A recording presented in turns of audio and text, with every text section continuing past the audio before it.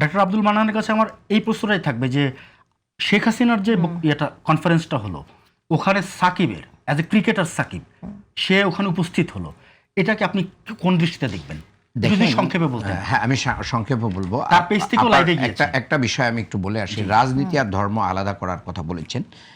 আমি এটার সাথে সচেতনভাবে দ্বিমত পোষণ করি। কারণ আমরা মানে আমাদের যে মেন সোর্স কোরআন, যেটা আমাদের গাইডেন্স, আমাদের পথ দেখায়, সেটা শুধু মানে মসজিদ, মাদ্রাসা, ইবাদত এগুলোর জন্য না।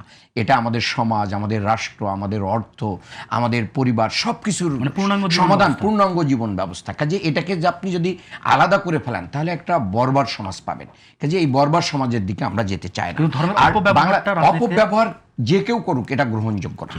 অপব্যাখ্যা, অপব্যবহার কোনোটাই গ্রহণযোগ্য না। বাংলাদেশ নয়, শুধু পৃথিবীর বহু দেশে ধর্মভিত্তিক দল রয়েছে। আজকে ইন্ডিয়াতেও যারা রয়েছে তারাও কিন্তু মানে ধর্মভিত্তিক একটা দল, এবং খুব গোড়া ধর্মভিত্তিক একটা দল।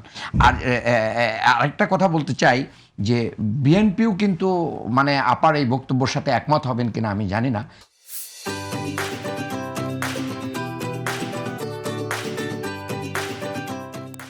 কারণ বাংলাদেশের সংবিধানে মহান আল্লাহর উপরে আস্থা, বিশ্বাস এবং বিসমিল্লাহ এটা নিয়ে এসেছে কিন্তু বিএনপি। সো দ্যাট আমি মনে করি বিএনপি তো এখানে ধর্মকে নিয়ে এসেছেন, রাষ্ট্রের সাথে সংযোগ করেছেন, এবং ধর্মীয় প্রতিষ্ঠানের ব্যাপারে এবং অন্যান্য ব্যাপারে শহীদ জিয়াউর রহমান ইসলামিক ভ্যালুসগুলোকে ক্যারি করেছেন এবং সেগুলোকে মূল্যায়ন করেছেন। সো দ্যাট আমি মনে করি বাংলাদেশের মানুষ ধর্মপরায়ণ। ধর্ম মানুষকে দুর্নীতি, অন্যায় থেকে বিরত রাখে। কাজেই এই ধর্ম ছেড়ে দিলে দুর্নীতিবাজ, লুটপাট, চাঁদাবাজ, দখলবাজ, ধর্ষক ছাড়া অন্য কোনো কিছু তৈরি হবে না। আখিরাতের ভয় যখন নষ্ট হয়ে যাবে, মানুষ তখন যা ইচ্ছা তাই করতে পারে। কাজে আপনাকে ওই জায়গা ছেড়ে দেওয়ার কোনো সুযোগ নেই। আর সাকিব আল হাসানের বিষয়ে যেটা বলছেন, দেখেন বাংলাদেশে যারা ক্রিকেট প্রেমী তারা কিন্তু সাকিব আল হাসানকে পছন্দই করত, তারা অপছন্দ করত না। সাকিবের ভিতরে ন্যূনতম একটা অনুশোচনা বোধ মানুষ ডিজার্ভ করতো।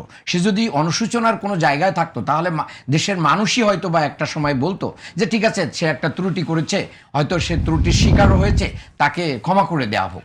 কিন্তু সে আবার কি করলো, ফ্যাসিস্টের সাথে সে কনফারেন্সে যুক্ত হলো।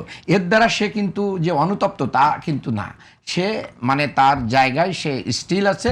বাংলাদেশের যে গণতন্ত্র হত্যাকারী, মানুষ হত্যাকারী, মানে হেলিকপ্টার দিয়ে মানুষ মারা যেই শেখ হাসিনা, যার হাতে আমাদের রক্তের রঞ্জিত বাংলাদেশ, সেই তার সাথে আবার হাত ধরেছে। এখন আইনগতভাবে তিনি তার রেকর্ড মুছা যাবে কিনা এটা সরকার বা আইনই বলতে পারবে।